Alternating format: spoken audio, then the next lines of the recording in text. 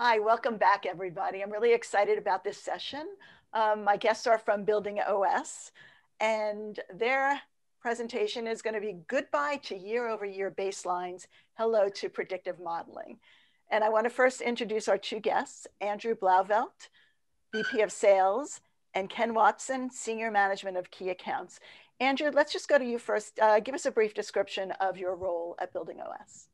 Yeah, thanks, Deborah. So I lead the sales team and primarily focus more of a technical solution scoping for our partners and end users to really help drive the scope of work on what they're trying to achieve, and really focus on those use cases which we've been able to reproduce across a number of organizations and really drive a more consistent, centralized approach to energy management. Thanks and welcome. And Ken, why don't you tell us something about your job? Thanks, Deborah. So at Acuity Brands, I am a senior manager of key accounts. So I help organizations with the technology and program expertise to meet their energy and climate goals. Okay, thanks. And let's get started with our questions because we have a lot of information here. If 2020 has taught us anything, expect the unexpected. This has been a very unexpected year on so many fronts.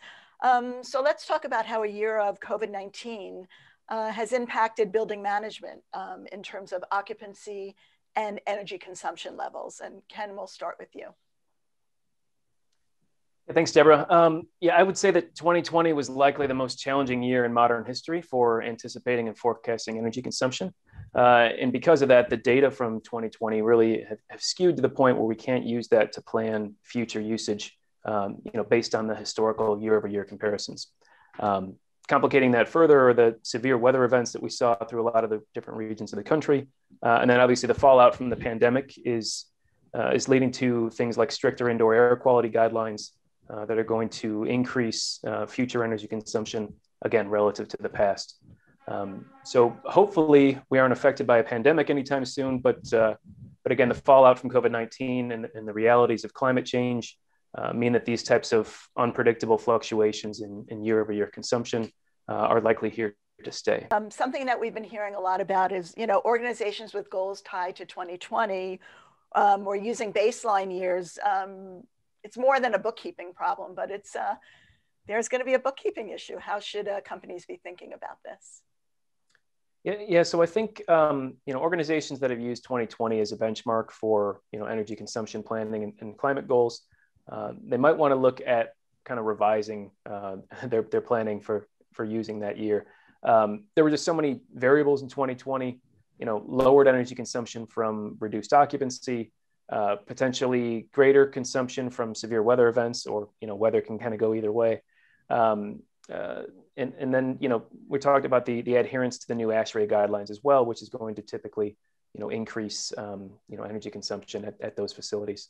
But again, we're also talking about national or global portfolios. So some of these things are going to influence some regions or facilities, and some are not going to be as affected. So essentially what we are recommending to our customers is to start taking kind of a more sophisticated, tailored, data-driven approach to that benchmarking going forward. Thanks, Ken. So now you've laid out some of the problems. Let's start digging into what some of the solutions might be. And let me turn this over to Andrew. So moving forward, we're really going to need to establish baselines that are based on predictive modeling, leveraging machine learning. Predictive modeling uses real-time data to establish performance baselines essential to helping teams forecast consumption and manage savings against those reduction targets. While corporate sustainability requirements are still a top priority, energy managers need to understand the effects of fluid conditions, including occupancy levels, operating hours, and new code requirements around ventilation and particulate levels. Pulling up a dashboard here, we've really taken the liberty to actually examine one of our own facilities. As you can see from the dashboard, we're using a learning model to analyze electricity at one of our largest buildings. As you can see from the initial graph on the left, we are really doing a year-to-year comparison and understanding that our usage, yes, has been down significantly, 17%, which is really tracking towards our goals. When we layer on a little bit more of a smarter layer using our weather normalized baseline that's learning every month, our actual savings are not quite as significant as we had hoped. So we're down about 10% and trending in the right direction. But when we look at the third iteration of this, and this is where we're adding more data, getting higher value insights from that data, and really giving us an idea of what to expect into the future, bringing in occupancy data. In this case, we're really only down 1.5%. And so going to a future state, when we're back into normal occupied levels in these buildings, we shouldn't expect to have any more or less energy consumption from this building. It will go right back up to where we had before without any new measures that we perform, whether it be lighting, control, anything around demand ventilation. It will likely go up, knowing the fact that we are going to have higher ventilation requirements from the new code requirements coming out of ASHRAE. Okay, so now let's think about as we return to offices, because someday we'll return to offices. I know some people already are back. Some people have been there the whole time. Smart Energy Decisions has fielded a couple of pulse studies on returning to work. The last one we did was in January. And some people just don't think they're going back at least till the third or fourth quarter. A significant number are waiting for 2022, and some are waiting for the vaccine. So it's a very fluid situation as the vaccine rolls out faster than expected, slower than expected in some areas. So tell us about predictive modeling's role in ensuring occupant health as people return to work. Yeah, definitely. We've had a lot of our partners and customers come to us with the same questions, and we've really been looking at a data forward approach. We've really introduced new data types to our system that allow us to take the same sort of regression methods using machine learning to predict certain conditions within spaces that aren't necessarily around your traditional energy management, consumption and costs, but more, conditions in the space which would really reduce the transmission of airborne particulates. So in our platform, we really use prediction at every level. In this case, we are predicting the level of indoor air quality based on historical variables. And as you can see from this dashboard, we are leveraging an IoT sensor, which is providing us data straight from the edge to the cloud. And we're pulling in all air quality related data points, including humidity, CO2, temperature, PM 2.5, PM 10, and VOCs. For these conditions, we know through ASHRAE that transition of airborne particulates are at their lowest probability when humidity is between 40 and 60%, CO2 is less than 700 parts per million, and PM 2.5 is less than 3 micrograms per square meter, and that's all per the ASHRAE recommendations. In order to model that and to really alert on that in real time, we are using logic in the background, which is creating a calculated analytical point, which is visualized here in a heat map. And we can really see that, this space in particular is not ideal, and we would deem this unsafe. This does, there's certain things you can do easily, push more air through the space, control that 700 ppm, which also helps with those PM 2.5 levels. But humidification, that's really a seasonal thing, especially where I'm at in the Midwest, where it's hard to control without, including new hardware into your space. Additionally, we allow for the prediction of that forecasted model 10 days into the future, up to 15%, 15-minute intervals at a high level of statistical accuracy. So you can really see, planning when spaces will be safe, when they won't be safe, and then really track and trend how those different variables that you're affecting are, really kind of going towards those KPIs of safe spaces.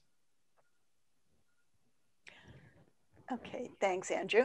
And as you're talking, this is dovetailing nicely into one of the themes of our event, which is new technology.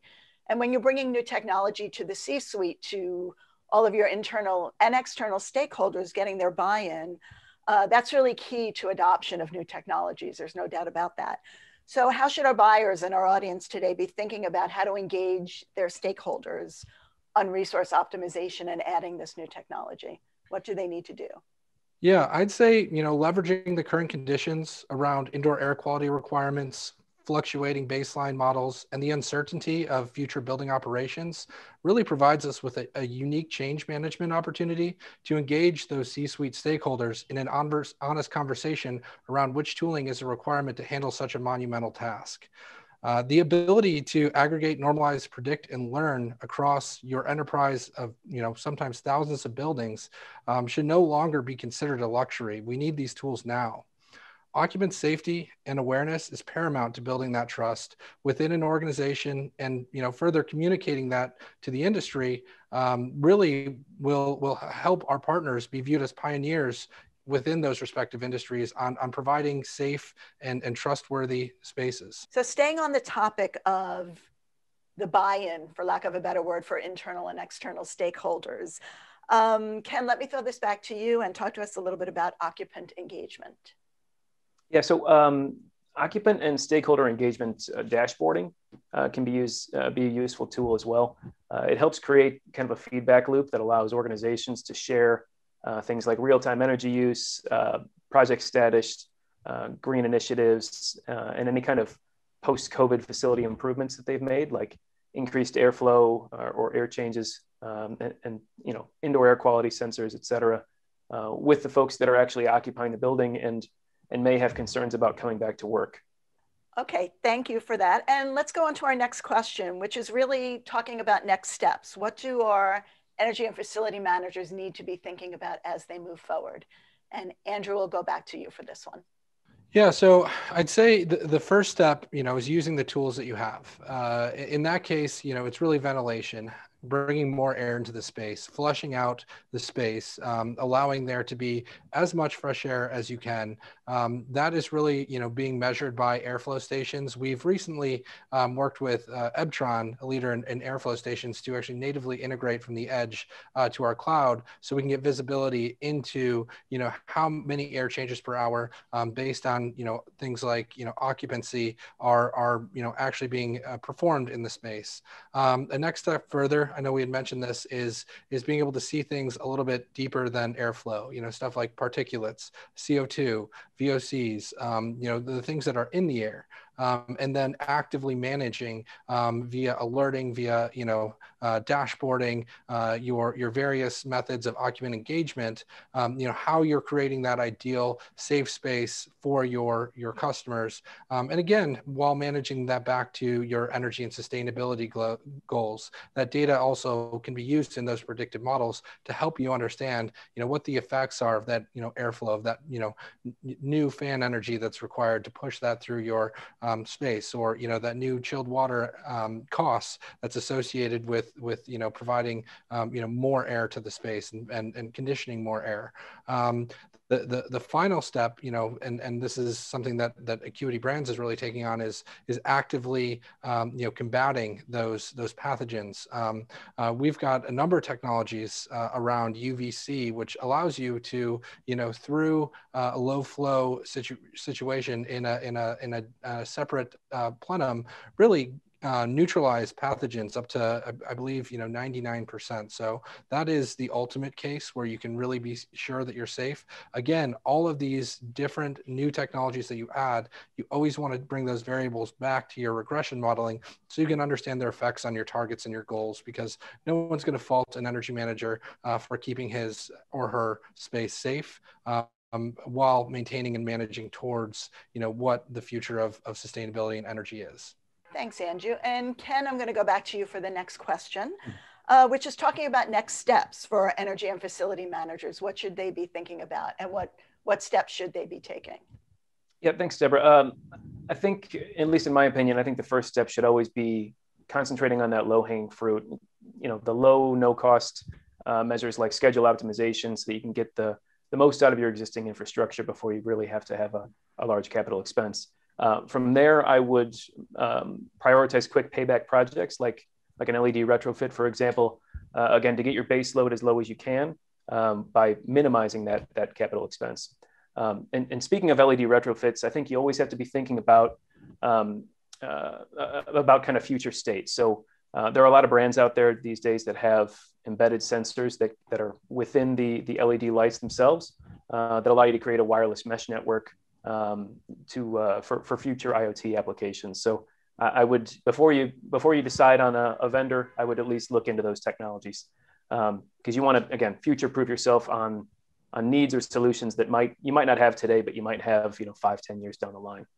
I think an ideal end state would be to have your entire portfolio, or at least the important facilities, sub-metered and censored, so that all that critical data can be managed within a single system that is ideally, highly available, like a cloud-based platform. That should include, any of the type of sensors that are important to your operations. So occupancy sensors, airflow, again, anything that's important to the way you do business.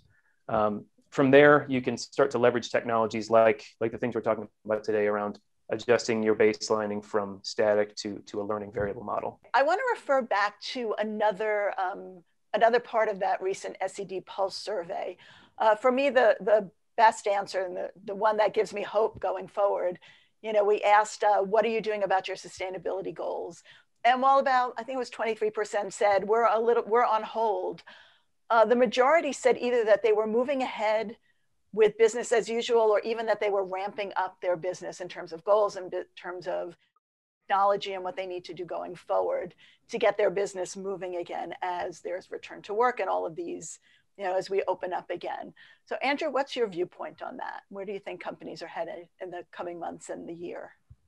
Yeah, I know from my personal experience at Acuity that we've established a new working norm for designations around, your job and how you need to be interacting physically with the office. We've got a lot more remote employees. Both Ken and I are now, officially remote. So, how do those energy use that would, previously be, in an office accounted for very easily? How do we look at the impact of, more scope 3 level emissions, as a residential level? There will be a massive reduction in travel, and your typical office use, but, it's a balancing act that we have to really understand, in real time, as we move into, a hybrid operating model of remote work and collaborating over tools like this.